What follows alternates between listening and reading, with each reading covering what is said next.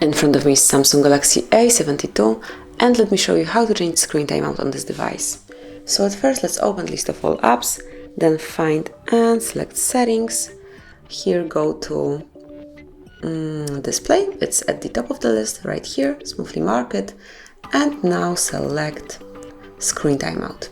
And here we've got several options, so just pick the one that you would like to apply. And you can choose between 15, 30 seconds, 1 to 5 minutes, or even 10 minutes. I will go with 10 minutes, and that's it. So from now on, this device would fall asleep after this display, actually not the whole device, would fall asleep after 10 minutes of inactivity. So this is it, that would be all. Thank you for watching. Please subscribe our channel and leave the thumbs up.